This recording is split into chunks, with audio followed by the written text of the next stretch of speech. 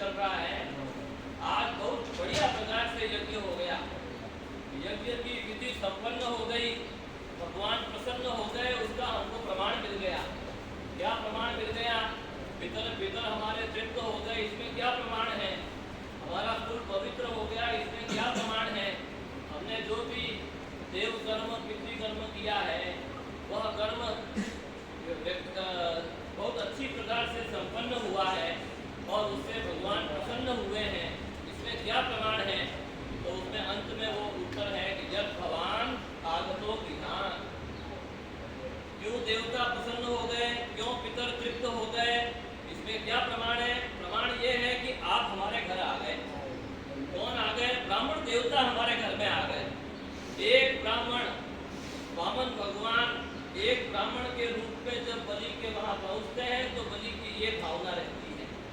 आज आपके यहाँ पर देखिए कितने ब्राह्मण देवता आ गए हैं, तो अब आपके सारे पितर तृप्त हैं, आपका कुल पवित्र हो गया है और आपके द्वारा जो यहाँ पर वास्तु शांति इत्यादि का यज्ञ हुआ है या होगा, आगे जो भी होगा वो सब व्यवस्थित प्रकार से हो गया है या होगा, आगे भी होगा। इसमें ये प्रमाण है कि इतने सारे ब्राह्मणों का आपको दर्शन हो रहा है। विप्रौघ दर्शनात् सत्यो नश्यन्ति पापराशयः, ब्राह्मणों का समूह कहीं पर नजर आ जावे तो देखते ही सभी पापों का नाश हो जाता है। अर्चनात् अच्युतम पदम वंदनान् मंगलावाप्तिः, उनका वंदन कर लीजिए, जहाँ कहीं पर भी दिखे तो उनको तुरंत प्रणाम कर लीजिए, आपको मंगल ही मंगल हो जाएगा।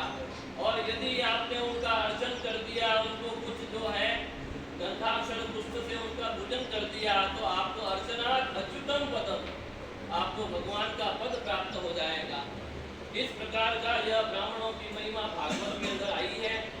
आप लोग बड़े भाग्यशाली हैं, निश्चित ही आपके पितरों के द्वारा कुछ अच्छे सत्कर्म हुए हैं और आपके भी द्वारा पूर्व जन्म में बहुत अच्छे अच्छे कर्म हुए हैं, जो एक तंत्र से एक क्षेत्र के अंदर एक ही समय के अंदर आपको इतने सारे वैदिक ब्राह्मणों का दर्शन हो रहा है।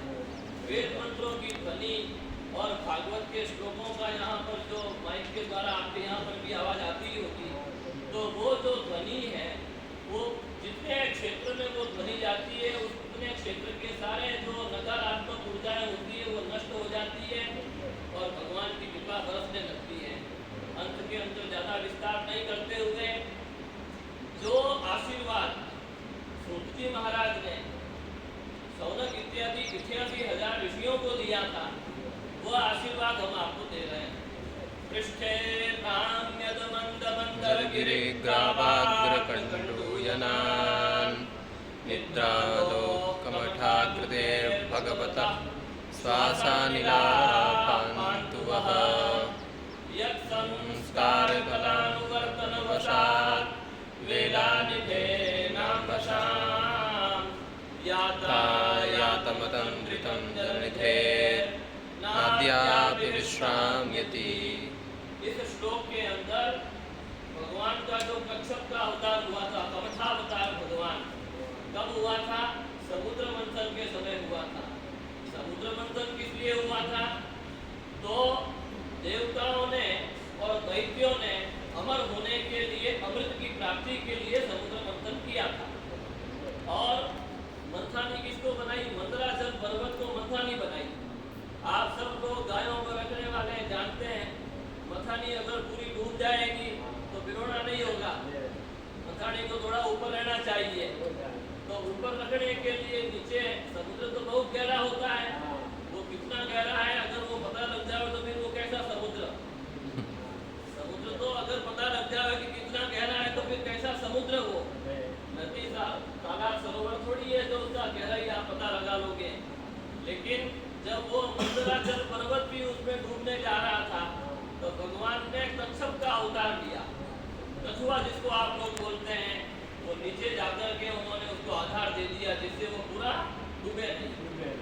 और वासुकी नाम की रस्सी बनाई गई, एक तरफ देवता खड़े हो गए, एक तरफ दैत्य खड़े हो गए और मंथन चालू हो गया, भिगोना चालू हो गया।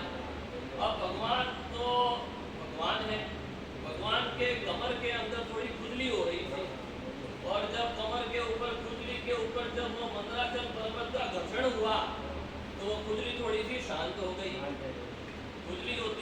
खुला देवे तो कितना आनंद आता है।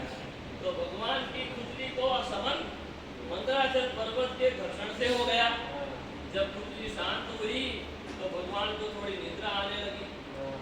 भाई खुजली शांत हो जाएगी तो नींद बढ़िया आएगी कि नहीं आएगी? और जब नींद आएगी तो लंबी लंबी सांसें चलेगी, जिसको हम लोग क्या बोलते हैं, खर्राटे जो आते हैं। तो वो लंबी लंबी सांसें भगवान छोड़ रहे हैं और भगवान वापिस सांसों को ले भी रहे। जो छोड़ेगा वो लेगा भी, इसमें कोई बड़ी बात नहीं है।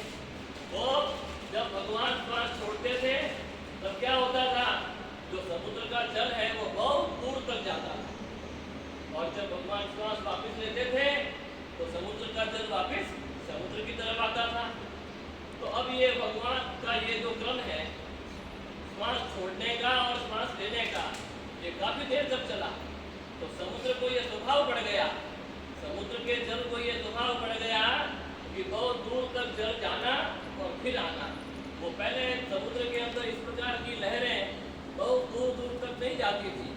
जब से समुद्र मंथन हुआ है, जब से भगवान ने कच्छप अवतार लेकर के मंदराचल पर्वत को अपनी पीठ के ऊपर धारण किया है, और जब से उनकी खुजली शांत हुई और वो लंबी लंबी सांसें लेने और छोड़ने लगे हैं, तब से समुद्र को ये